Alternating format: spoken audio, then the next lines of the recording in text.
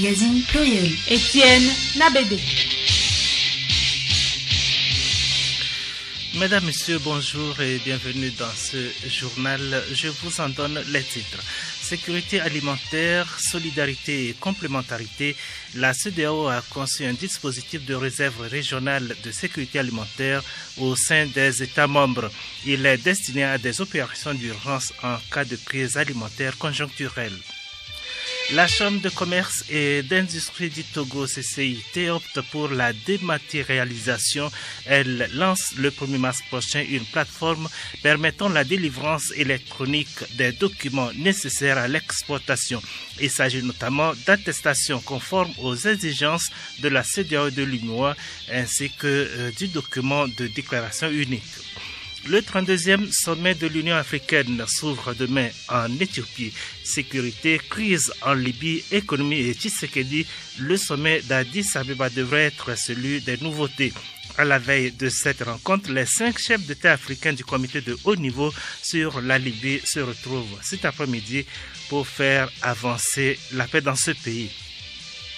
Le concours lauréat du journalisme d'Impact au Togo est à sa 2e édition. Il est destiné à récompenser les meilleures productions journalistiques et a pour objectif de promouvoir et d'encourager la pratique d'un journalisme professionnel basé sur le respect des règles de déontologie et d'éthique. Émile Kinkou est le chargé de communication au programme des Nations Unies pour le développement. Il décrypte pour nous dans ce journal les contours de ce concours. Et puis les autres rubriques, les échos du palais, les sports et la revue de presse.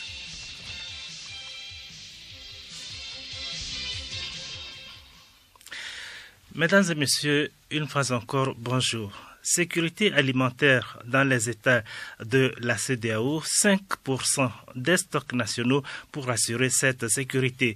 L'Agence régionale pour l'agriculture et l'alimentation a regroupé hier à Lomé les acteurs impliqués dans le domaine pour mettre en place une stratégie régionale. À l'issue de 3 jours de travaux, les participants à cet atelier vont valider 3 rapports, dont un code de bonne conduite de gestion des stocks. Odette Pira. Un code de bonne conduite de gestion de stock de sécurité alimentaire va être élaboré et validé. Il sera ensuite soumis à tous les États de la CEDEAO pour être utilisé dans le traitement et le stockage des produits agricoles. Youssoufou Maïga, président du réseau des structures publiques en charge de la gestion des stocks nationaux de sécurité alimentaire au Sahel et en Afrique de l'Ouest, Réseau Geste. Nous avons une série d'ateliers qui vont nous permettre en fait de valider un certain nombre de documents stratégiques pour l'avenir de notre région et qui va permettre aussi d'assurer la sécurité alimentaire de nos États. Donc nous avons d'abord le premier document que nous allons valider, c'est d'abord le code de bonne conduite pour la gestion des stocks. Vous savez, quand nous avons des stocks, il faut savoir les gérer et comment les gérer. Donc nous avons fait une étude qui a quand même pris en compte les meilleures pratiques possibles dans nos différents États et nous essayons de voir maintenant comment faire en sorte que nous ayons un guide. Les normes de traitement et de stockage vont être discutées. La CEDEAO des peuples veut ainsi avoir un stock de qualité et de quantité. Pour l'heure, le réseau GES dispose de 56 millions d'euros, un appui de partenaires pour assurer cette sécurité alimentaire. Les 5% des stocks nationaux viendront renforcer cet appui. Youssoufou Maïga. Les 5%, je précise que ce n'est pas ce qui va constituer la réserve. Aujourd'hui, l'Union européenne a donné 56 millions, il constitue un pan de la réserve, mais ce serait une contribution des États. Mais les États vont encore donner autre chose pour constituer, renforcer cette réserve. Les 5% viennent aussi renforcer cette réserve. Mais ce qu'il y a aujourd'hui, c'est qu'en cas de nécessité, quand un pays est frappé par une crise alimentaire, aujourd'hui ça s'est passé dans certains pays, il y a des pays qui ont demandé. Mais pour le moment, ce qu'on a fait, on a demandé à ces pays de prendre la réserve qui existe chez eux et de rembourser cette réserve-là grain pour grain. Autre sujet de cet atelier, la mise en place d'un guide. La réserve régionale de sécurité alimentaire a été créée par les chefs d'État et de gouvernement de la CEDEAO en février 2013. Elle complète les efforts des États en cas d'assistance alimentaire. Le ministre de l'Environnement, du Développement durable et de la protection de la nature était jeudi sur les sites retenus dans le cadre du programme de gestion du littoral de l'Afrique de l'Ouest, OACA. C'est un projet qui est censé renforcer la résilience des zones côtières au niveau du Togo. Amara Moussa. Le professeur David Oladokoun a entamé sa tournée de prospection par la visite de l'unité d'extraction de l'huile palmiste et de l'huile de palme à AVV dans le Bamono. Cette activité génératrice de revenus financée par le PGICT, un projet de son département qui a pris fin il y a un moment. Ce fut l'occasion pour ces femmes bénéficiaires de remercier le gouvernement et ses partenaires, puis formuler de nouvelles sollicitations. Ananivi Ablavi, présidente du groupement des femmes Novisilele. Nous avons besoin premièrement d'une machine pour pouvoir fabriquer le savon pour que nous n'envoyions plus l'huile d'autre part. Il faut nous renforcer l'atelier. Nous n'avons pas de forage, nous n'avons pas de séchoir, nous n'avons pas de moyens de déplacement. Après l'étape d'AVV, le professeur Oladokoun et sa délégation se sont rendus successivement à Sakovi et à Zébé dans les lacs. L'activité de résilience communautaire à Zébé se résume en la restauration des mangroves, habitat de la biodiversité et protecteur des berges. Le ministre de l'Environnement a souligné que le programme WACA servira de cadre pour la mise à échelle des acquis des précédents projets au profit des communautés, puis protéger le littoral contre l'érosion côtière. Cette visite a également permis au ministre Oladokoun Wounou David de relever le caractère inquiétant du phénomène de l'érosion quand on sait que le Togo a construit aujourd'hui sa 4e route au niveau d'Agbodrafo, les 3 premières ayant été englouties par la mer. Une rencontre d'échange sur la dématérialisation des procédures en ce qui concerne le certificat d'origine et l'attestation d'origine a été organisée hier à Lomé par la Chambre du commerce et d'industrie du Togo. La réunion qui s'adresse aux opérateurs économiques et aux professionnels agréés en douane entend mettre les informations physiques en ligne.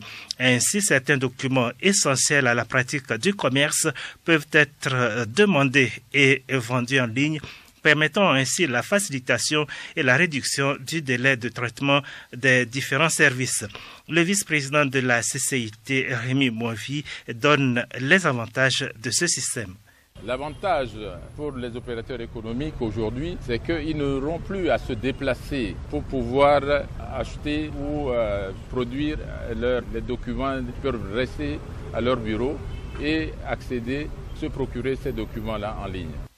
La mise en place de ce processus de dématérialisation est l'initiative de la société Aiway. Amin Khalifa Turki, directeur général de Aiway. TogoCharm aujourd'hui, c'est une véritable plateforme digitale qui est destinée pour les opérateurs économiques adhérents à la Chambre de commerce et d'industrie du Togo. Cette plateforme, c'est un long projet de transformation digitale et qui consiste à mettre à disposition en fait aussi bien des cadres de la Chambre de commerce et d'industrie, un ensemble de dispositifs modernes qui vont faciliter en fait le travail des cadres de la Chambre de commerce et être le plus productif, le plus efficace et surtout rendre un service meilleur aux opérateurs économiques. Font partie en fait du fichier consulaire de la Chambre de commerce et d'industrie du Togo. C'est la première étape vers une digitalisation de tous les systèmes d'information de la Chambre de commerce et d'industrie du Togo qui sera effective à partir du 1er mars prochain. Une conférence de presse a été animée hier par le Bureau régional pour l'Afrique de l'Ouest de l'Organisation internationale de la francophonie. Il s'agit pour l'OIF de présenter aux médias 3 de ses publications dans le domaine du numérique et de la mise en œuvre à l'échelle locale des objectifs de développement durable ODD. Eric Adia, directeur de l'OIF. Nous avons présenté 3 documents importants ce soir. En effet, il s'agissait du rapport 2018 sur l'état de la francophonie numérique. Il s'agissait du guide pratique de la cybersécurité, de la cyberdéfense et enfin du guide sur les ODD à l'échelle locale. À travers ce document, nous voyons se refléter donc cette évolution des missions de l'organisation qui s'occupe surtout du développement du numérique dans l'espace francophone, du développement aussi d'objectifs pour le développement durable, les ODD, dans les communes, et aussi de la cybersécurité dans les pays francophones.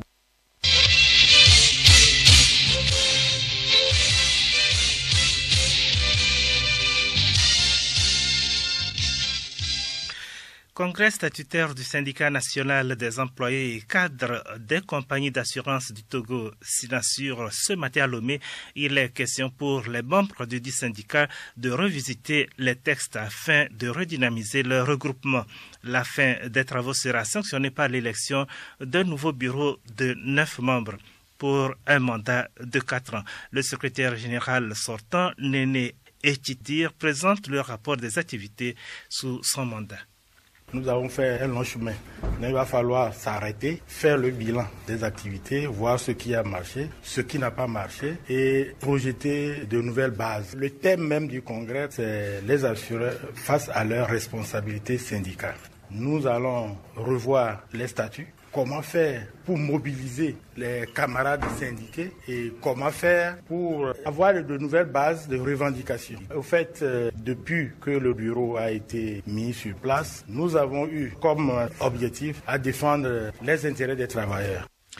L'UGSL, l'Union générale des syndicats libres du Togo, a tenu également ce matin à Lomé un séminaire de formation. La rencontre placée sous le thème « Facteurs favorisant des conditions de vie et de travail » veut développer chez les syndicats l'esprit du professionnalisme.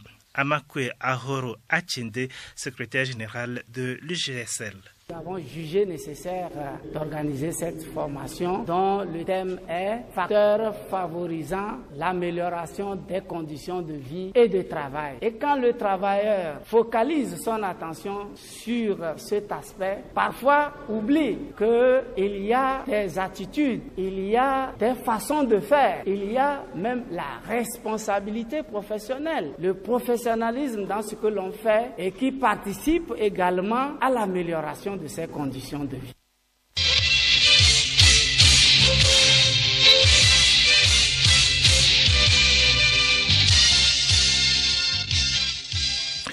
Guillaume Soro a libéré hier le tabouret La Tête Haute.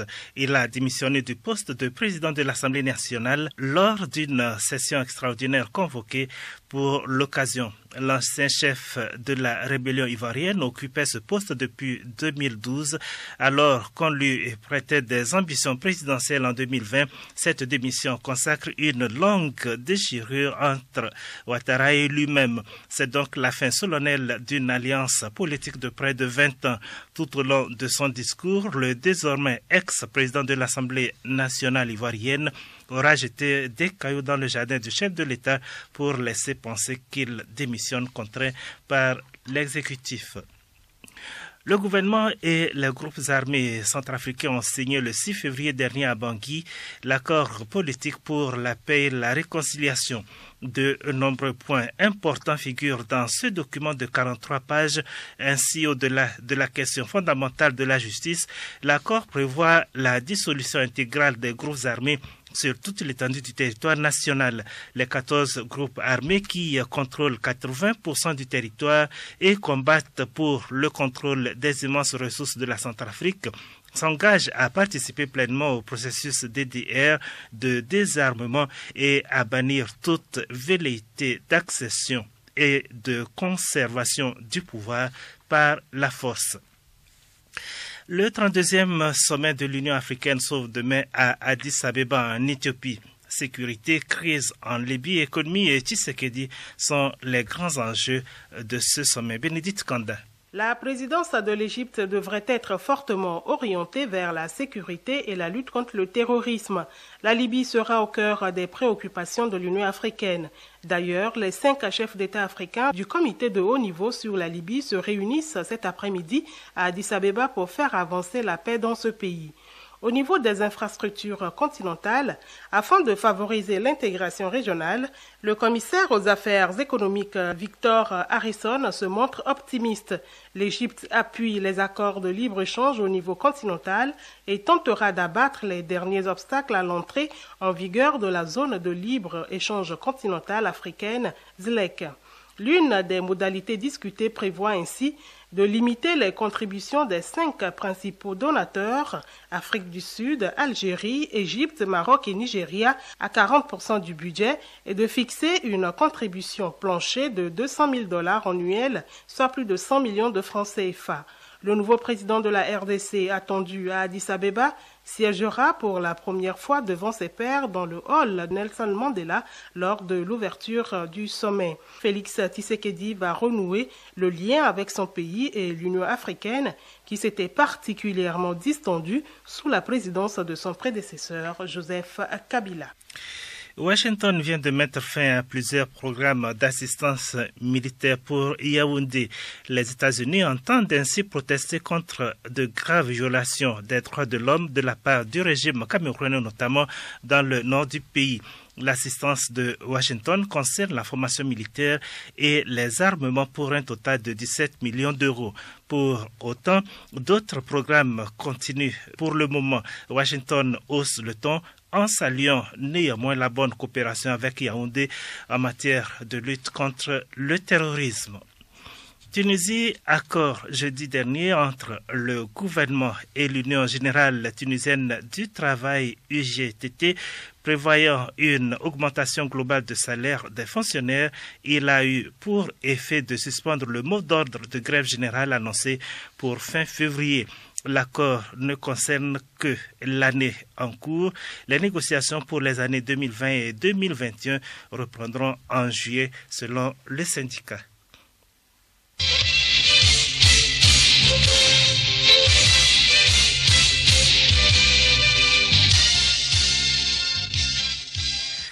Invité du journal, la deuxième édition du concours Laurier du journalisme d'impact au Togo destiné à récompenser les meilleures productions journalistiques a été lancée le 6 février dernier à Lomé. Le concours a pour objectif de promouvoir et d'encourager la pratique du journalisme professionnel basé sur le respect des règles de déontologie et d'éthique.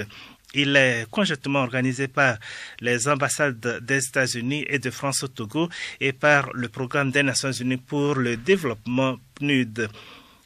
Nous recevons ce samedi Émile Kinkou. Il est le chargé de communication au Programme des Nations Unies pour le développement et nous parle du règlement qui régit la participation à ce concours. Émile Kinkou est interrogé par Juliette Kandé. Bonjour Émile Kinkou. Bonjour Juliette. Le concours Laurier du journalisme d'impact a été lancé mercredi. C'est un concours lancé conjointement par l'ambassade des États-Unis, l'ambassade de France, le PNUD, le Programme des Nations Unies pour le développement, en collaboration avec ISICA, l'Institut des sciences de l'information et de la communication. Nous sommes à la deuxième édition de ce concours, bien entendu.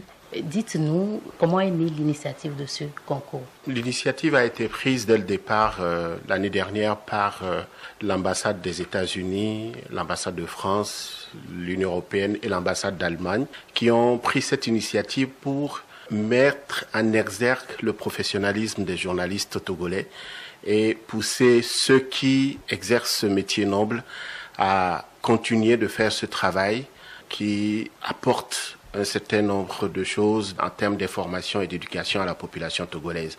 Donc c'est pour encourager les journalistes à faire un travail fouillé, un travail de transparence, un travail qui permette également d'apporter, je dirais, tant soit peu, quelque chose aux efforts de modernisation qu'entendent impulser les autorités togolaises à la sphère journalistique dans le pays. Donc c'est une très très bonne initiative et l'année dernière, lors de la remise des prix, vous avez pu constater que l'engouement à travers la soumission des candidatures que le jury avait reçues prouvait réellement de l'intérêt que les journalistes, les hommes de médias apportaient justement à cette initiative.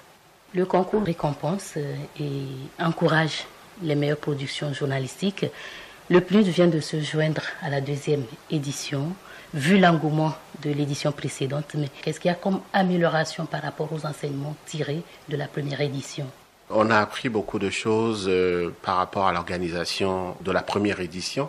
Le jury qui a été mis en place fera tout le travail de façon à ce que les productions qui vont être soumises et les manquements par rapport à tout ce qu'il y a eu l'année dernière vont être corrigés. Ils vont insister sur un certain nombre d'objectifs liés à cette initiative. Ils vont beaucoup plus prendre des productions qui répondent aux critères. Prendre des productions avec des travaux beaucoup plus approfondis, oui. On va en venir maintenant au règlement du concours. Quels sont justement ces critères, les critères retenus pour le concours Laurier du journalisme d'impact au Togo? D'abord, le concours est ouvert à tout journaliste de nationalité togolaise exerçant la profession depuis au moins 2 années à la date de soumission de sa candidature. Il doit résider également sur le territoire national et sans discrimination sexuelle, religieuse ou régionale. Il doit également jouir d'une bonne moralité. Il doit être âgé d'au moins 18 ans au moment de la soumission de candidature. Il doit travailler dans un organe de presse légalement constitué et apparition régulière depuis au moins une année. On a vu là le profil des candidatures, mais maintenant, comment participer au concours? Il y a 3 catégories qui ont été identifiées. Il s'agit de la catégorie presse écrite et presse en ligne, la catégorie radiodiffusion. Presse écrite et presse en ligne, prises ensemble? Prises ensemble, oui. La deuxième catégorie concerne la radiodiffusion et la troisième catégorie est relative à la télévision. Et les gens acceptés à ce concours sont le reportage, le dossier et l'enquête journalistique. Il faut retenir également que la production peut être aussi un extrait d'une série d'œuvres journalistiques. Le reportage, le dossier et l'enquête journalistique, sur quels critères vont être analysés ces genres? Les critères sont énumérés comme suit. La pertinence et l'impact de la production. Est-ce qu'il s'agit par exemple d'un sujet important ou de l'heure? Et quelle problématique et quelle approche? L'influence sur la société. Et ce premier critère est noté sur 30 points. Ensuite, le deuxième critère concerne la qualité professionnelle. Là, il s'agit de voir comment le journaliste est concis, sa production est accessible et les données sont-elles factuelles, équilibrées, l'étendue du travail d'enquête et puis le travail technique en tant que tel. Donc, ce deuxième critère est noté sur 40 points. Le troisième critère parle de l'originalité de l'œuvre. L'originalité ici, il s'agit de la nouveauté, l'unicité du sujet, le nombre et le niveau des sources utilisées, la pédagogie, etc. Donc, ce dernier critère est noté sur 30 points. Le tout, 30, 40 et 30, ça fait 100 points au total. Les critères, la pertinence, la qualité professionnelle, l'originalité, c'est-à-dire l'unicité de la production. Quels sont les thèmes abordés cette année pour lesquels les candidats peuvent concourir? Les organisateurs et les membres du jury ont relevé des thématiques. Il s'agit de 5 thèmes, je dirais même 6. Il y a démocratie et état de droit. Le second thème a trait au développement et à la réduction de la pauvreté. Le troisième, la gouvernance financière. Le quatrième, la protection de l'environnement. Et le cinquième, santé et éducation. Comment concourir? Où peut-on déposer ces productions? Les productions participant à ce concours sont soumises en ligne. Il s'agit de soumettre les papiers, les vidéos, les audios, toutes les productions au travers d'un site dédié qui est le www.lji-togo.com. Laurier du journalisme d'impact, LJI, le -6 togo.com. Voilà le site web qui a été dédié pour le concours justement. Il y a un délai pour soumettre cette production. Comment ça va se passer? Oui, il y a un délai comme tout concours. Ici, les productions participant à ce concours doivent être été publiées ou diffusées pour la première fois entre le 1er février 2018 et le 1er février 2019. Et les productions doivent être soumises au jury entre le lundi 11 février 2019 à 0h et le lundi 11 mars 2019 à minuit. Pourquoi seulement les productions diffusées entre le 1er février 2018 et le 1er février 2019? Pourquoi c'est ce critère spécifique? Je crois que c'est pour des raisons beaucoup plus pragmatiques. Aujourd'hui, lorsqu'on a lancé le concours, les productions qui n'ont pas fait l'objet de diffusion avant la date du lancement du concours, certains peuvent trouver l'occasion pour soumettre des productions qui cadrent bien avec la thématique. Alors que ce que nous recherchons, c'est le travail permanent de ces journalistes en dehors d'un concours donné. La soumission, c'est du 11 février au 11 mars prochain. Absolument. C'est quand le dénouement? Quand est-ce qu'on va proclamer les résultats? Les résultats seront proclamé lors d'une soirée vers la fin du mois de mai, le mois de mai qui est consacré à la célébration de la liberté d'expression, de la liberté de presse. La liberté de presse est célébrée le 3 mai, mais tout le mois de mai est dédié à cette célébration. Peut-on avoir une idée sur les prix? Les prix, le premier de chaque catégorie va bénéficier d'une bourse à l'extérieur, dans un pays d'Europe ou des États-Unis. Ce serait une bourse qui peut faire l'objet d'une université d'été, par exemple, ou d'un voyage professionnel, dans une école de journalisme ou une institution internationale qui œuvre justement également pour les objectifs de développement durable. Ça, c'est par rapport au premier de chaque catégorie. Au premier de chaque catégorie. Les autres auront également des prix qui concernent des outils de travail, des ordinateurs, des enregistreurs de caméras ou des appareils photo. Émile, on a touché pratiquement tous les points du règlement intérieur de ce concours. Pouvez-vous conclure? J'inviterai tous les professionnels journalistes à y participer. La plateforme dédiée à ce concours, je rappelle le site www.lji-togo.com. Le règlement intérieur est beaucoup plus détaillé sur le site. Donc j'encourage tous les confrères journalistes à y prendre part. Et je vous souhaite une très bonne chance. Émile Kenko, vous êtes chargé de communication au programme des Nations Unies pour le développement. Merci. Merci Juliette.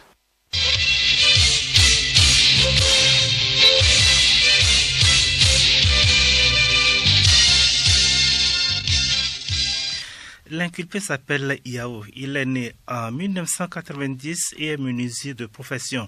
Il est de nationalité togolaise. Il écope de 8 ans de réclusion criminelle pour enlèvement et viol sur mineur. Retour sur les faits avec Hélène Assabi dans Écho du Palais.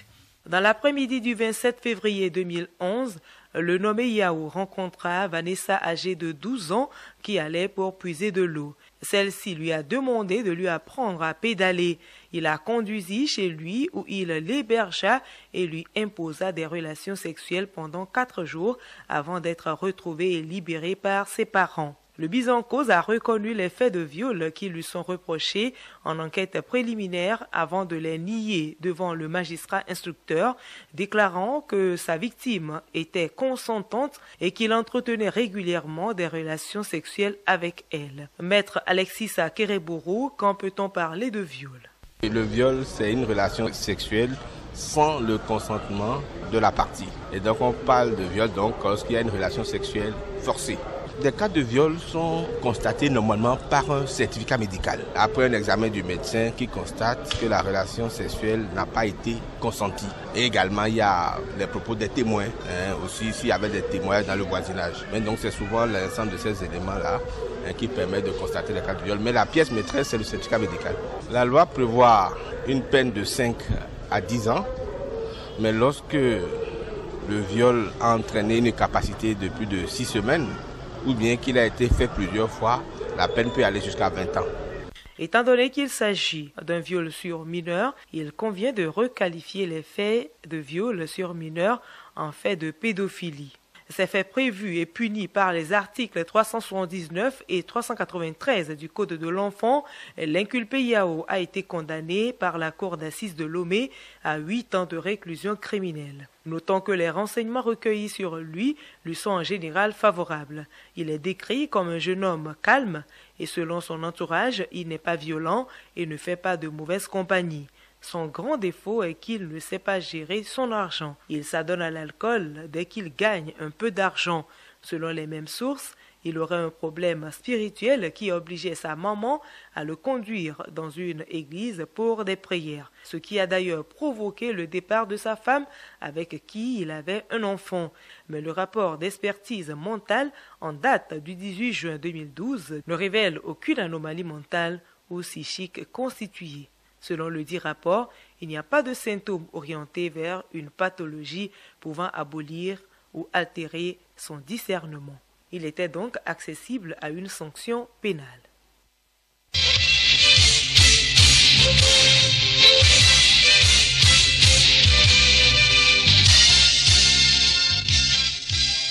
Du sport à présent, on joue ce week-end pour le compte des championnats nationaux de football des premières et deuxièmes divisions. Mais d'abord, parlons escrime avec ce stage de détection de talent qui s'ouvre aujourd'hui même à Lomé. Aruna Mola. La Fédération togolaise d'escrime a organisé ce samedi au lycée de Tokoin à Lomé un stage de détection de talent. Ce projet vise à sélectionner 24 jeunes âgés de 11 à 13 ans en vue de les préparer pour les Jeux africains de la jeunesse et des Jeux olympiques de la jeunesse qui se dérouleront respectivement au Lesotho et au Sénégal en 2022. Maître Victor Katema Lamega, président de la Fédération togolaise d'escrime et directeur du stage, nous parle des bases de sélection et de l'encadrement de ces derniers après la sélection. Nous allons insister dans un premier temps sur l'anthropométrie, c'est-à-dire la morphologie. Nous avons choisi des enfants qui ont la taille. Même s'il y a certains qui n'ont pas encore la taille, on sait que d'ici 4 ans, ils vont grandir. Et puis nous avons vu aussi le côté forme. Ceux qui ont trop le poids, on ne les a pas pris. Et puis après ça aussi, il y a la condition physique.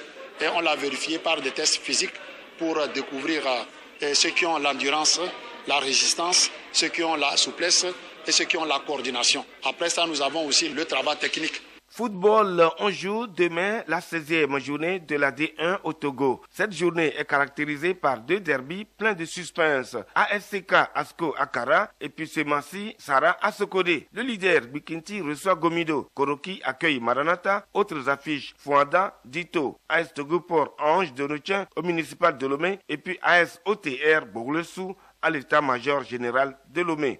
Coup d'envoi 15h temps universel. En D2, les clubs de la zone sud se donnent rendez-vous à la faveur de la 14e journée. Cet après-midi, Entente 2 croise à Gaza au municipal. À Takwame demain, Ifodje reçoit Espoir. Kotoko de la ville défie Arabia. À Lomé, Asfosa en découvre avec la SNPT. Et puis à la JCA, Étoile Filante offre son hospitalité à Okiti de Badou.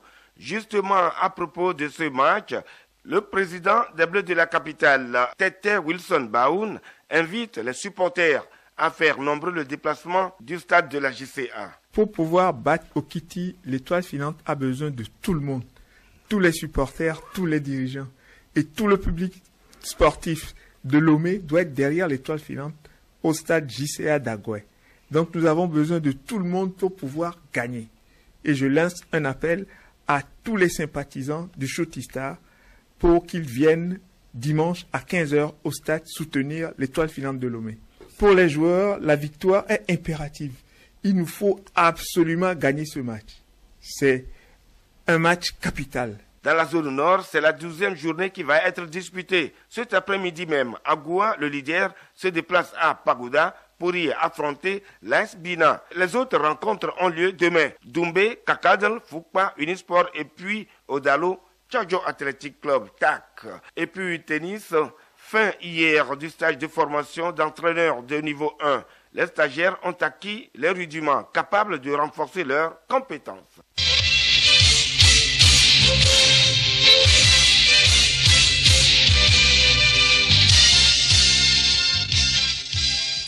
Revue de presse. La situation sociopolitique avec la probable participation du regroupement des partis de l'opposition aux prochaines élections locales, les défis qui attendent le nouvel exécutif et la commémoration des 14 années de la disparition du père de la nation Feu Gnassingbé Yadema. Voilà les principaux sujets évoqués par la presse togolaise cette semaine. Léontine Atokima. 5 février 2005, 5 février 2019, il y a 14 ans, le général Eyadema s'en est allé, rappelle le dialogue.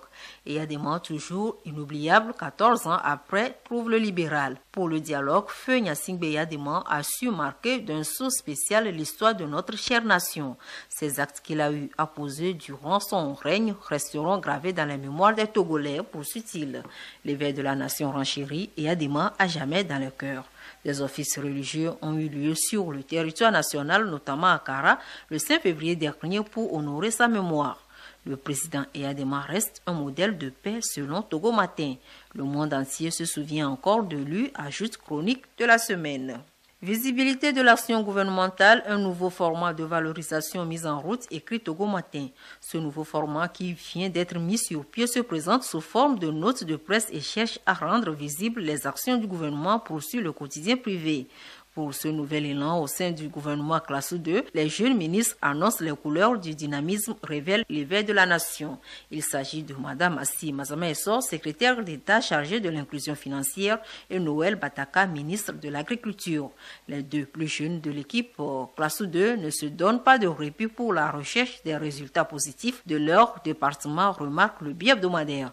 Le médium lui trouve que c'est tout le gouvernement qui presse le pas. En effet, au dernier conseil des ministres, le gouvernement a autorisé le ministre des Postes, de l'économie numérique et des innovations technologiques, Mme Sina Lawson, à signer l'arrêté relatif au renouvellement de la licence de Togo Telecom, mentionne le journal dans ses colonnes.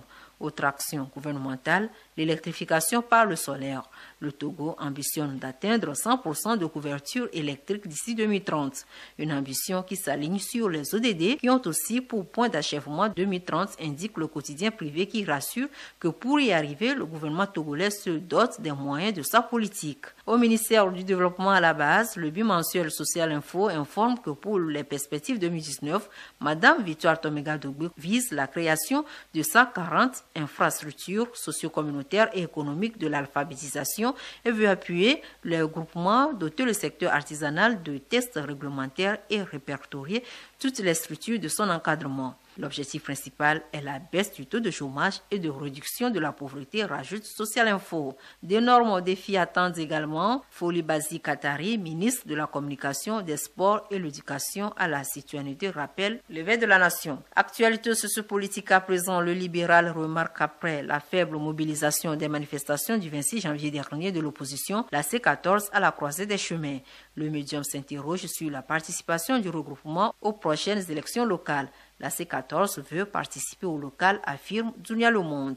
Pendant ce temps, Togo Matin révèle que le quart de maître Yaovi Agoyubo ne prendra pas part au conclave de la C14.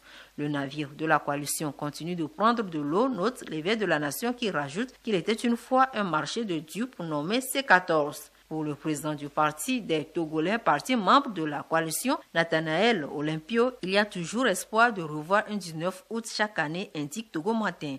Le Canard indépendant lui rappelle que les militants et sympathisants de la C14 sont toujours dans l'attente du mouvement citoyen promis par la coalition.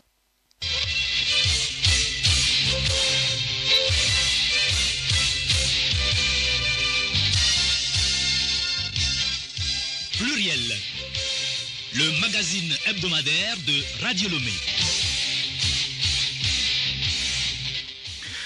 Mesdames et messieurs, ainsi se referme cette édition magazine pluriel de samedi. Nous vous disons merci et nous vous invitons au prochain numéro. Ça sera samedi prochain. Jusque-là, portez-vous bien et très bon week-end à vous.